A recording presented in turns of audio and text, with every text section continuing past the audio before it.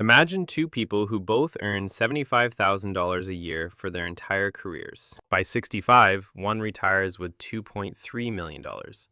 The other barely scrapes together $180,000. Same income, same city, same job title. The difference wasn't a stock tip or an inheritance. It was a handful of small financial habits repeated over decades that one person never thought to question. These are the mistakes that don't hurt today, which is exactly why they're so dangerous. Number one, paying yourself last. Most people follow the same financial sequence without ever deciding to.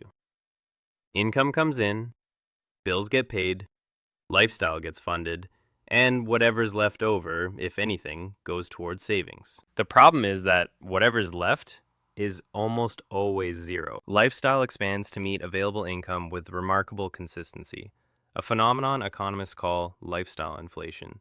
And it means that saving becomes something you're always about to start doing next month. The correct sequence is the reverse.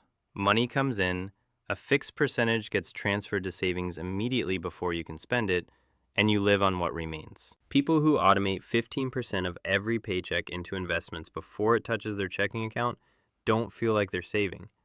They feel like they make 15% less than they do. That psychological trick is the entire ballgame. The average American saves around 4 to 5% of income. The people retiring comfortably save 15 to 20%. The gap between those two numbers, compounded over 30 years, is the difference between a retirement and a crisis.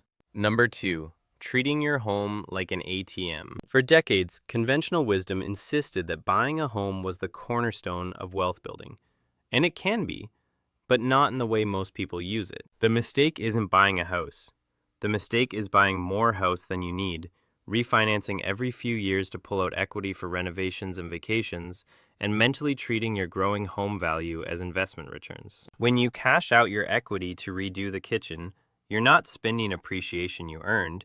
You're taking on new debt against an asset that costs you property taxes, insurance, maintenance, and interest every single year. A $600,000 home in a mid-sized city will cost you roughly $30,000 to $40,000 annually just to exist in, before any renovations. If that same $600,000 were invested in a diversified index portfolio, it would generate somewhere around $24,000 per year on average without requiring a new roof every 20 years. Home ownership builds equity slowly. Equity withdrawal destroys it faster. The people who actually get wealthy through real estate either rent it out or hold it and never touch it. Number three, financing things that lose value. A car loses roughly 20% of its value the moment you drive it off the lot, and around 50% within 3 years. Financing a depreciating asset means you're paying interest on something that is simultaneously becoming less valuable, which is a financial structure that works entirely against you. The average new car payment in the US is now over $700 per month. Add insurance on a newer vehicle and you're looking at $900 to $1,000 per month for something that parks in your driveway 95% of the time. If you instead bought a reliable 4-year-old used vehicle for cash, that $900 monthly difference invested for 20 years at a 7% return would produce roughly $470,000. The car payment is not just a car payment.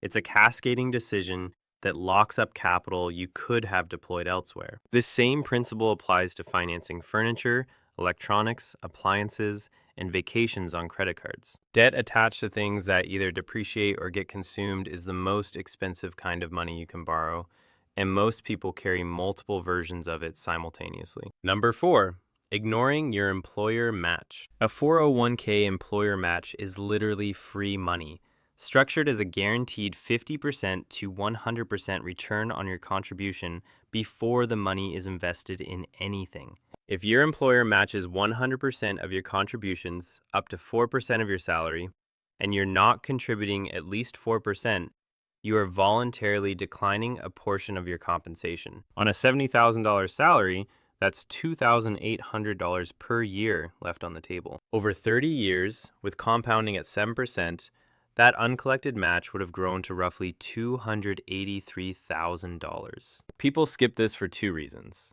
They feel like they can't afford to contribute right now, or they don't fully understand how the match works. Both are expensive misunderstandings.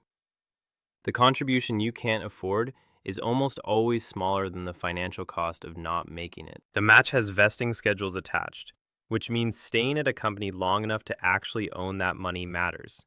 But even partial vesting is dramatically better than zero. Number 5. Carrying a credit card balance. Credit cards are advertised as a spending convenience, but for the 60% of Americans who carry a monthly balance, they function as extremely expensive short-term loans. The average credit card interest rate in 2024 crossed 21%. That means if you're carrying $5,000 in credit card debt, you're paying over $1,000 per year just in interest on purchases you probably already forgot making. The psychological mechanism here is called minimum payment anchoring. Card issuers display a small minimum payment, usually around 2% of the balance, which makes carrying the debt feel manageable while quietly extending your repayment timeline by years and dramatically inflating the total cost. A $3,000 balance paid at the minimum payment schedule at 21% APR takes over 14 years to eliminate and costs more than $4,000 in interest alone, meaning you pay nearly $7,000 for $3,000 worth of stuff. Paying off high-interest credit card debt is one of the highest guaranteed returns available because every dollar of 21% debt you eliminate is a 21% return that requires no market performance and no risk. Number 6. Confusing net worth with income. A high income is not wealth. This distinction sounds obvious, but it isn't, because society signals status through spending, and most people with high incomes respond by upgrading their lifestyle in exact proportion to their earnings. Doctors and lawyers are notorious for this.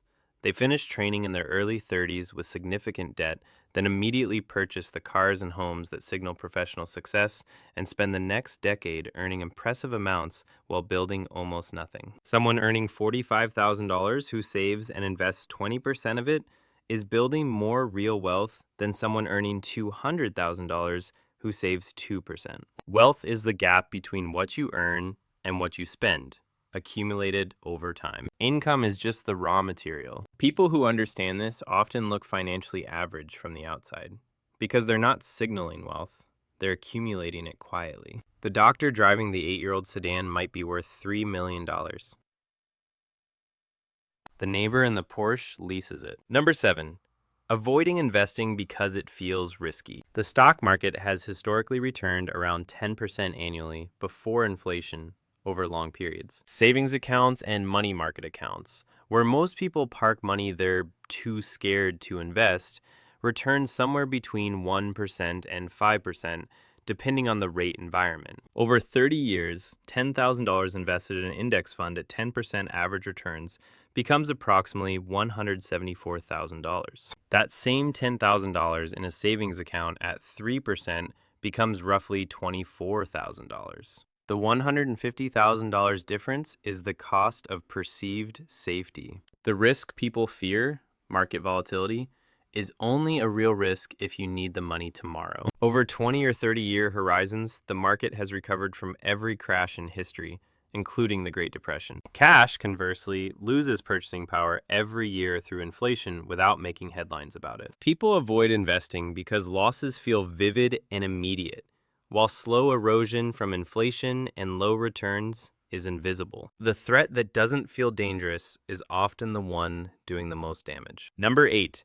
Not having an emergency fund before investing. This is the mirror image of the previous mistake. Investing before you have 3 to 6 months of expenses in liquid cash creates a situation where a job loss, a medical event, or a car repair forces you to sell investments at whatever price the market happens to be offering that day. If you're forced to liquidate during a downturn, you lock in losses that would have recovered had you been able to wait. Beyond the market timing problem, people without emergency funds tend to accumulate high interest debt every time life goes sideways because the emergency gets charged to a credit card instead of absorbed by cash reserves. The result is a cycle where every financial setback gets solved by creating a new, more expensive financial problem. The emergency fund is not a waste of potential investment returns. It's the structural foundation that allows your investments to stay invested through exactly the kinds of events that derail everyone else. Number 9.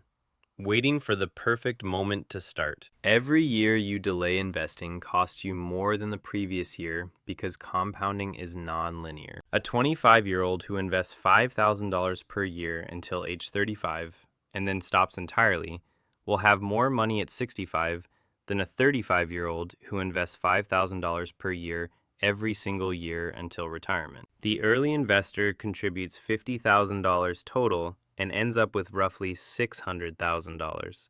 The late investor contributes $150,000 and ends up with around $540,000. Waiting 10 years costs $100,000 in extra contributions just to get a worse outcome. People delay for understandable reasons: debt, low income, uncertainty, the feeling that the market is overvalued right now, the plan to start after the next raise. These reasons feel like logic, but they're mostly anxiety with a rational costume on. The only variable that compounds is time, and it is the one variable you can never recover once spent.